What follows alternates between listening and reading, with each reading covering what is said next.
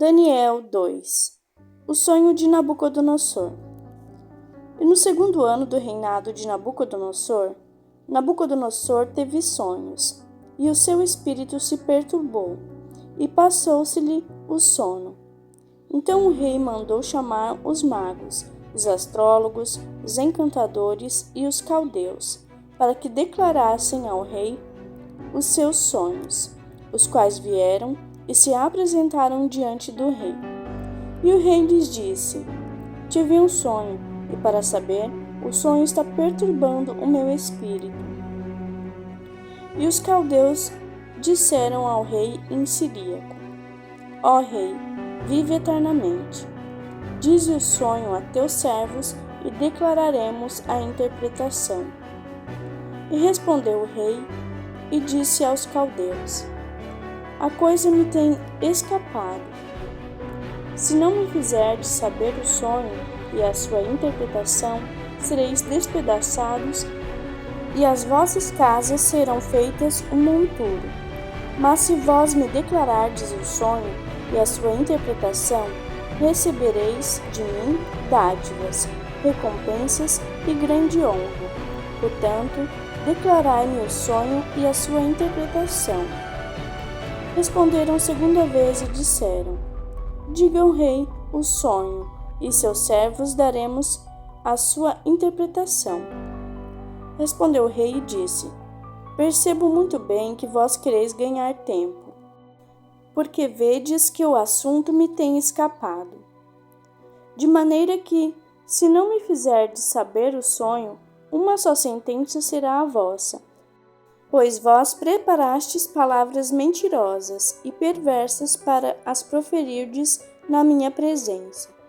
Até que se mude o tempo, portanto, dizei-me o sonho para que eu entenda que me podeis dar a sua interpretação.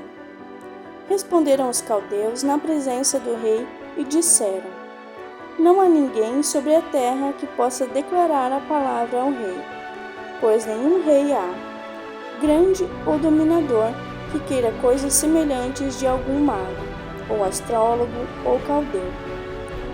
Porque o assunto que o rei requer é difícil, e ninguém há que o possa declarar diante do rei, senão os deuses, cuja morada não é com a carne. Por isso, o rei muito se irou e enfureceu. Assim ordenou que matassem a todos os sábios de Babilônia. E saiu o decreto segundo o qual deviam ser mortos os sábios. Por isso buscaram a Daniel e aos seus companheiros, para que fossem mortos. Então Daniel falou avisada e prudentemente a Arioque, capitão da guarda do rei, que tinha saído para matar os sábios de Babilônia. Respondeu e disse a Arioque, prefeito do rei: Por que se apressa tanto o decreto da parte do rei? Então Arioque explicou o caso a Daniel. E Daniel entrou e pediu ao rei que lhe desse tempo, para que lhe pudesse dar a interpretação. Então Daniel foi para sua casa e fez saber o caso a Ananias, Misael e Azarias, seus companheiros, para que pedissem misericórdia ao Deus do céu sobre este segredo, a fim de que Daniel e seus companheiros não perecessem, juntamente com o restante dos sábios de Babilônia. Então foi revelado o segredo a Daniel numa visão de noite. E Daniel louvou o Deus do céu. Falou Daniel e disse: Seja bendito o nome de Deus, de eternidade a eternidade, porque dele são a sabedoria e a força. E ele muda os tempos e as horas. Ele remove os reis e estabelece os reis. Ele dá sabedoria aos sábios e ciência aos entendidos. Ele revela o profundo e o escondido. Conhece o que está em trevas e com ele mora a luz. Ó Deus de meus pais, eu te dou graças e te louvo, porque me deste sabedoria e força. E agora me fizeste saber o que te pedimos, porque nos fizeste saber este assunto do rei. Daniel interpreta o sonho. Por isso Daniel foi ter com Arioque, ao qual o rei tinha constituído para matar os sábios de Babilônia. Entrou e disse-lhe assim: Não mate os sábios de Babilônia. Introduz-me na presença do rei e declararei ao rei a interpretação. Então Arioque, depressa, introduziu a Daniel na presença do rei e disse-lhe assim: Achei um homem dentre os cativos de Judá, o qual fará saber ao rei a interpretação. Respondeu o rei e disse a Daniel, cujo nome era Beltesazar: Podes tu fazer-me saber o sonho que tive e a sua interpretação? Respondeu Daniel na presença do rei e disse: O segredo que o rei requer, nem sábios, nem astrólogos, nem magos, nem adivinhos o podem declarar ao rei. Mas há um Deus no céu, o qual revela os mistérios. Ele, pois, fez saber ao rei Nabucodonosor o que há de acontecer nos últimos dias. O teu sonho e as tuas visões da tua cabeça que tiveste na tua cama são estes. Estando tu, ó rei, na tua cama, subiram os teus pensamentos acerca do que há de ser depois disso. Aquele, pois, que revela os mistérios, te fez saber o que há de ser. E a mim me foi revelado este mistério, não porque haja em mim mais sabedoria que em todos os viventes, mas para que a interpretação se fizesse saber ao rei, e para que entendesses os pensamentos do teu coração. Tu, ó rei, estavas vendo, e viste uma grande estátua. Essa estátua, que era imensa, cujo esplendor era excelente, estava em pé diante de ti, e a sua aparência era terrível.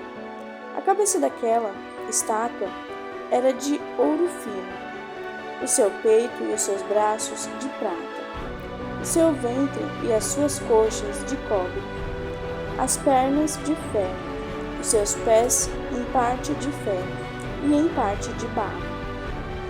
Estavas vendo isto quando uma pedra foi cortada, sem auxílio de mão, a qual feriu a estátua nos pés, de ferro e de barro, e os esmiuçou. Então foi juntamente esmiuçado o ferro, o barro, o cobre, a prata e o ouro, os quais se fizeram como pragana das eiras do estio.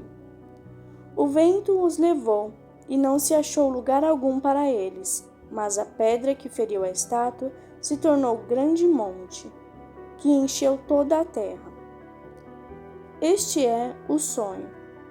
Também a sua interpretação diremos na presença do rei. Tu, ó rei, és rei de reis, a quem o Deus do céu tem dado o reino, o poder, a força e a glória.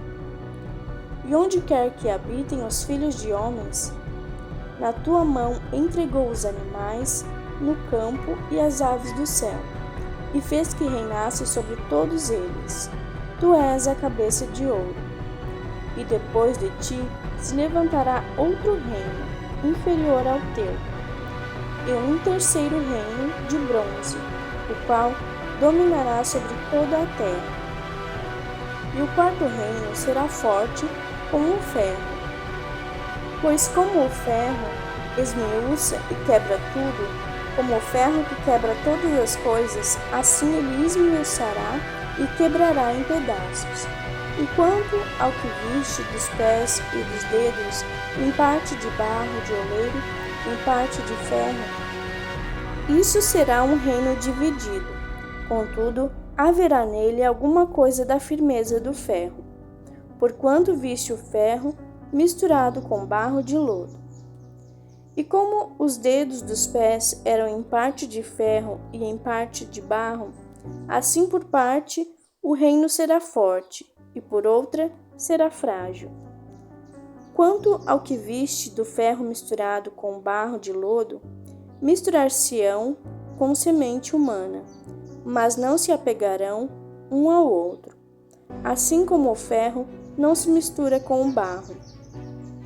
Mas, nos dias desses reis, o Deus do céu levantará um reino que não será jamais destruído. este reino não passará a outro povo. Esmiuçará e consumirá todos esses reinos, mas ele mesmo subsistirá para sempre.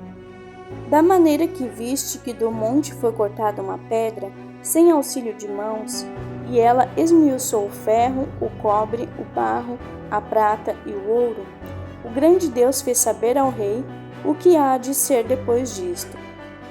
Certo é o sonho e fiel a sua interpretação.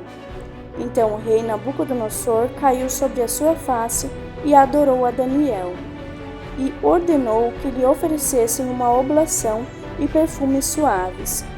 Respondeu o rei a Daniel e disse: Certamente o vosso Deus é Deus dos deuses, o Senhor dos reis e revelador de mistérios, pois pudeste revelar este segredo.